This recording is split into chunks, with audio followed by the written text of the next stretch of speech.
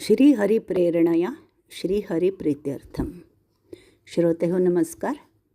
श्री पूर्णप्रज्ञदर्शन या डॉक्टर व्यासनकरे प्रभंजनाचार्य लिखित मूळ कन्नड ग्रंथाच्या मी केलेल्या मराठी अनुवादाच्या अभिवाचनाच्या 48व्या भागात मी पुष्पा पुराणिक आपले सहर्ष स्वागत करीत आहे. श्री गुरुभ्यो नमः. श्री हरये नमः. व्यासाय भवनाशाय श्रीशाय गुणराशये हृद्याय शुद्धविद्याय मध्वाय च नमो नमः. अभ्रमं भंगरहितं अजडं विमलं सदा आनंदतीर्थमतुलं भजे तापत्रयापहम्. ऋषिकेशमध्ये श्वासनियामक. श्री मध्वाचार्य बद्रीहून परतताना ऋषिकेश येथे थांबले. ऋषिकेश हे आणखीन एक अपूर्व असे पुण्यक्षेत्र होय. तेथे ऋषिकेश रूपी परमात्म्याची भव्य मूर्ती असणारे देवालय असून त्याचे वर्णन पुराणात आढळते. ती मूर्ती भरताची म्हणून प्रसिद्ध आहे. भरत म्हणजे श्रीरामाच्या धाकट्या बंधूची ती मूर्ती असण्याबद्दल अनेकात गैरसमज आहे. पद्मपुराणात येणाऱ्या वर्णनाप्रमाणे ती मूर्ती भगवंत ऋषिकेशाची होय. साऱ्या जगताचा भार धारण केल्यामुळे भरत असे नाव पडले. पद्मपुराणातील तो श्लोक त्या मंदिरात कोरलाही गेला आहे. संपूर्ण भरतखंडात भरताची मूर्ती असणारे एकमात्र क्षेत्र हेच म्हणूनही या क्षेत्राची महती आहे. तेथे नोंद करण्याजोगी वैशिष्ट्यपूर्ण अशी एक घटना घडली. तेथील सभेमध्ये श्रीमध्व प्रवचन देत होते तेव्हा तेथे एका ब्राह्मणाचे आगमन झाले. आचार्यांना त्या ब्राह्मणाने साष्टांग दंडवत घातले आणि भिक्षेसाठी येण्याबद्दल विनंती केली. श्री मध्वांनी विनंती मान्य केली. ते दृश्य सारे जण पाहत असतानाच एकाएकी तो ब्राह्मण अदृश्य झाला. जमलेली सारी जनता विस्मयचकित झाली. श्री मध्वांनी त्यांना समजावले, आम्हाला भिक्षेसाठी आमंत्रित करणारा तो ब्राह्मण म्हणजे रुद्रदेव होय. त्याचवेळी दुसरा एक ब्राह्मण तेथे येऊन सांगू लागला, रुद्रदेव माझ्या स्वप्नात 3 वेळा येऊन गेले.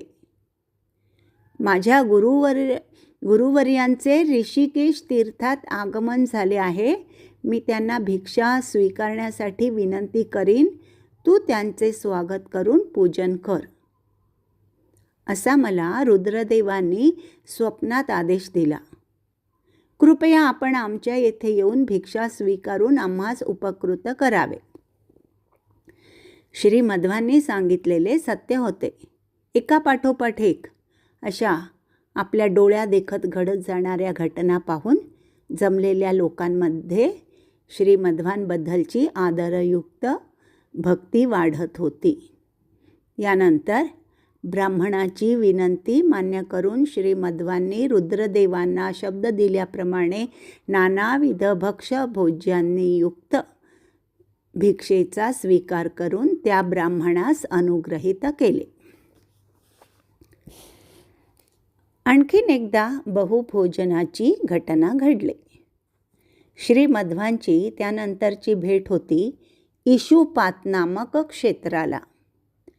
श्री परशुराम देवांनी समुद्राला मागे सारण्यासाठी बाणाप्रमाणे कुऱ्हाडीचा वापर करून समुद्र मागे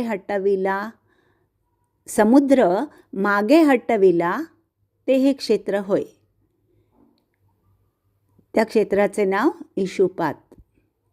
त्या क्षेत्रास ते नाव यामुळेच प्राप्त झाले आहे. तेथे येताच त्यांनी आपले अद्भुत महात्म्य दाखविणाऱ्या परशुराम भगवंताचे विशेष स्मरण केले. तेथे असताना श्री मध्वांची परीक्षा घेण्यासाठी एका स्थानिक राजाने त्यांना देऊ केलेली मोठ्या आकाराची 1000 राजकेळी त्यांनी खाल्ली. तेथील जनतेस अशा रीतीने विस्मयचकित करून ते पुढे गोव्याच्या दिशेने निघाले. तेथे एक ब्राह्मण होता, त्याचे नाव शंकर. त्याने अत्यंत भक्तिभावाने त्यांना समर्पित केलेल्या मोठ्या केळ्यांची संख्या होती 4000. त्याबरोबर 30 घागरी भरून दूधही पाठवले होते. श्री मध्वांनी बऱ्याच वेळा याप्रमाणे मोठ्या प्रमाणावर फळे, दूध आदी यापूर्वी स्वीकारल्याचे ऐकून आपणही अशा प्रकारे ते त्यांना समर्पित करून कृतार्थ होण्याची भावना त्या व्यक्तीच्या मनात निर्माण झाली होती. नेहमीप्रमाणे श्री मध्वांनी त्या फळांचे सेवन करून दुग्धपानही केले. वासुदेव कृष्णाच्या बहुक्षीरपानाच्या कथा भागवत पुराणात ऐकलेल्या जनास त्यांच्या या कृतीमुळे त्या कथाही खऱ्या असाव्यात असा विश्वास निर्माण झाला. आपला महिमा प्रकट करण्यामागील उद्देशामध्ये त्यांचा हाही एक उद्देश होताच. आता अशा प्रकारे आपण महिमा प्रकट करून भगवंताच्या महिमांविषयी विश्वास निर्माण करण्याचा त्यांचा हेतू. आपण भगवंताचे भक्त असता आपणास जर हे शक्य आहे तर साक्षात भगवंताच्या महिमेविषयी का बरे संदेह घ्यावा हे दर्शविण्यासाठी. या प्रसंगी त्यांनी आणखीन एक महिमा दर्शविला. मोठ्या प्रमाणावरील सेवनानंतरही त्यांचे उदर मात्र पूर्वीप्रमाणेच सडपातळ दिसत होते. ऋजुगणांच्या 32 लक्षणांपैकी एक असणारे हे एक लक्षण, ते म्हणजे सदैव सडपातळ दिसणारे उदर. शिशुवयात कुळीथ खाल्ल्याच्या निमित्ताने त्यांनी हा महिमा दाखविला होता आणि तारुण्यात विष्णू मंगल येथे पुन्हा असाच महिमा दाखविला होता. तोच महिमा आता पुन्हा या मध्यवयातही इशुपात आणि गोवा येथे दाखवून ते त्यांचे नैसर्गिक सामर्थ्य असल्याचे दाखवून दिले. या कारणास्तव त्यांचे सामर्थ्य देश काल वयाच्या परिणामरहित असल्याबद्दल सूचित केले. यापूर्वीही सांगितलेच आहे की ऋजुगणांच्या देहाचे ते वैशिष्ट्य होय. त्यांचे देह असेच असतात. सत्वगुण प्रचुर देहाची ही नैसर्गिक वैशिष्ट्ये असतात.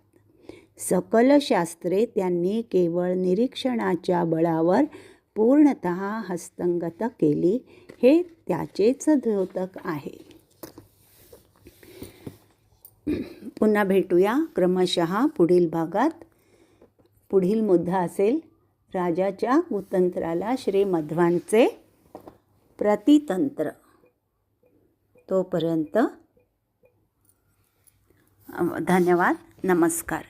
श्रीमध्वांतर्गत वेदव्यासात्मक श्रीकृष्णार्पणमस्तु.